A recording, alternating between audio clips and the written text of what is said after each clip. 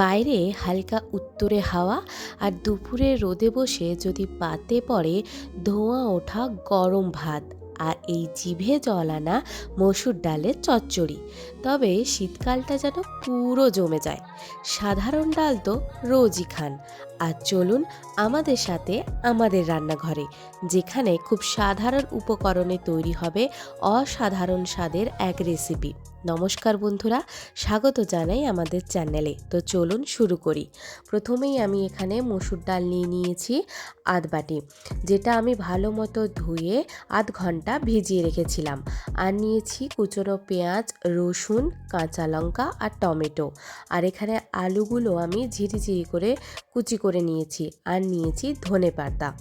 এবারে একটি কড়াইতে ধুয়ে রাখা মসুর ডাল, কুচিয়ে রাখা আলু, কুচিয়ে রাখা পেঁয়াজ, তারপরেই যোগ করে দেব আমাদের কুচিয়ে রাখা টমেটো। সমস্ত উপকরণগুলি আমি একে একে দিয়ে দেব। তারপরেই দিয়ে দিয়েছি কাঁচা লঙ্কা, কুচিয়ে রাখা রসুন। এখানে কিন্তু কোনো বাটাবাটি নেই, সব কিছু কুচিয়েই আমি দিয়েছি। তারপরেই দেব পরিমাণ মতো লবণ, পরিমাণ মতো হলুদ আর অল্প পরিমাণ লাল লঙ্কার গুঁড়ো। আপনারা চাইলে এখানে কাশ্মীরি লঙ্কার গুঁড়ো ব্যবহার করতে পারেন। তারপরে দিয়ে দেব 1 টেবিল চামচ সর্ষের তেল। এবারে খুব সুন্দর করে হাতে ভালো করে সবগুলো উপকরণ একসাথে মাখিয়ে নিতে হবে, যাতে টমেটোটা অর্ধেক এখানেই গলে যায়।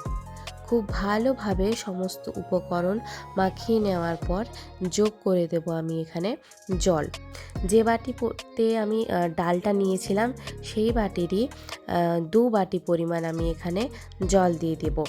দেখুন, এই যে এই বাটির 2 বাটি আমি জল দিয়ে দিয়েছি। এবারে কড়াইটা আমি গ্যাসে বসিয়ে দেব এবং গ্যাসটা জ্বালিয়ে প্রথমেই হাই ফ্লেমে দিয়ে দেব। হাই ফ্লেমে আমি ডালটা ফুটতে দেব। ডালটা দেখুন ফুটে গেছে। এই পর্যায়ে আমি এটি লো ফ্লেমে করে ঢাকনা দিয়ে 5 মিনিট ঢাকা দিয়ে কিন্তু ফুটিয়ে নেব।